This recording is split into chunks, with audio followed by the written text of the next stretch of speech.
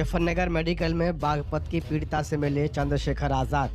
आपको बता दें कि बागपत के थाना बिनौली क्षेत्र के अंतर्गत धनौरा सिल्वरपुर की रहने वाली दलित युवती को 27 दिसंबर के दिन गुड़ बनाने वाले कोल्हू के मालिकों ने जान से मारने की नीयत से गर्म कढ़ा में फेंक दिया था, जिससे युवती बुरी तरह से झुलस गई थी। पीड़िता और उसके परिजनों से मुलाकात करते हुए चंद्रशेखर आज़ाद ने संबंधित थाने के एसएचओ को सस्पेंड करने के साथ चंद्रशेखर आज़ाद ने सरकार से क्या मांगे रखी हैं, इस वीडियो में देखें। कोई और होता तो शायद कमज़ोर पड़ जाता। तीन दरिंदों के सामने उसने लड़ाई लड़ी, अपने सम्मान की, आत्मसम्मान की लड़ाई लड़ी, खुद को बचाने का प्रयास किया, लेकिन उनकी बाहुबल के आगे वो कमज़ोर पड़ी और उन्होंने उठा के उसको कोल्हू में फेंक दिया। जब लोग इसको सुनेंगे तो उनको डर और दहशत का माहौल बनेगा कि उत्तर प्रदेश में तमाम तरह की कानून व्यवस्था की बात की। सच ये है कि मुजफ्फरनगर का एक परिवार जो बेरोजगारी के कारण, पढ़े लिखे बच्चे उनके परिवार में, अपने घर चलाने के लिए कोल्हू पे जाता है बागपत में, और कोल्हू मालिक 3 लोग उस बेटी को अकेला पाके उसके साथ अन्याय करने का प्रयास करते हैं। वो बहादुर बेटी अपनी लड़ाई लड़ती है आत्मसम्मान की, और जब उनके कब्जे में नहीं आती तो वो उसको उठा के जलते कोल्हू में फेंक देते हैं। वो 60% ज़्यादा जल गई है, लेकिन वो बहादुर बेटी है और वो न्याय चाहती है। वहाँ की पुलिस ने लापरवाही बरती, वहाँ के अधिकारी घोर भ्रष्टाचार में लिप्त हैं। अदरवाइज बहन बेटी के सम्मान के मामले में ठोस कार्रवाई होनी चाहिए थी।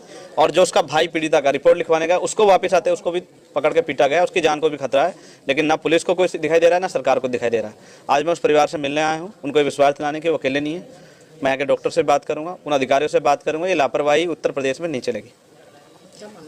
मेरी मांग ये है कि ऐसे अधिकारी, भ्रष्ट अधिकारी जो पैसों के चक्कर में बहन बेटियों के सम्मान के साथ जो अपमान हो रहा है, अन्याय हो रहा है, उसको दबाने काम कर रहे हैं, ना कि आरोपी को सजा दिलाने का।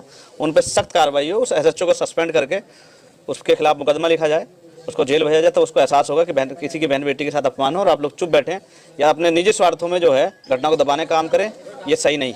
दूसरा, इस परिवार के बारे में सरकार और सरकार जुड़े लोग भी सोचें कि ये परिवार कैसे सर्वाइव करेगा। वो बेटी, उसकी क्या दोष है? वो तो अपने परिवार को पालने के लिए वहाँ गई थी, लेकिन आज उसके साथ ये जो घटना हुई है, ये उत्तर प्रदेश सरकार की लापरवाही और उनके सरकार में जो गुंडा राज चल रहा है उसकी वजह से हुई। तो सरकार को चाहिए कि उस परिवार की सुध ले और उस बेटी को अच्छे से अच्छा बेहतर इलाज करके उन आरोपियों को सजा दिलाने में मदद करे और इस परिवार का संरक्षण करे। और मुझे उम्मीद नहीं है कि जो मुख्यमंत्री दलित सम्मेलन की बात करते हैं, दलितों के हितों की बात करते हैं, दलित साथ भोजन करने की बात करते हैं, उनको इस बेटी की चीखें नहीं सुनाई दी।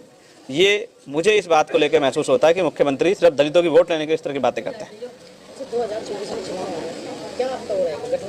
मैं इसीलिए लड़ रहा हूं कि बहन बेटियां सुरक्षित रहे। जिन मुद्दों को मुद्दा नहीं समझा जाता उन पर चर्चा हो, इसीलिए एक सशक्त आवाज़ की जरूरत पार्लियामेंट में। इसीलिए हम लोग नगीना से मजबूत चुनाव लड़ रहे हैं। हम जीतेंगे भी, हमें भरोसा है। कमजोर वर्ग, वहाँ से किसान, नौजवान, हर वो तबका जो चाहता है कि कोई मजबूत आवाज़ संसद में जाए जो उनके हितों की रक्षा करे, वो उनको अवसर देने का काम करेंगे। और मेरा प्रयास है और हम लोग बहुत मेहनत करें नगीना में। लेकिन अभी मैं चाहता हूँ इस मामले में न्याय हो, इसलिए मैं वहाँ के अधिकारियों से बात करूँगा। और अभी मैं डॉक्टर से बात करने वाला हूँ कि अब उस बेटी की कंडीशन कैसी है और बेहतर इलाज में किन चीज़ों की जरूरत है। जो कुछ होगी हम लोग उसके लिए काम करेंगे। मैंने कहा कि आज मैं इतना दुखी हूँ सच में, क्योंकि एक बेटी की अस्मिता के साथ खिलवाड़ हुई है और सरकार और पुलिस प्रशासन मौन है।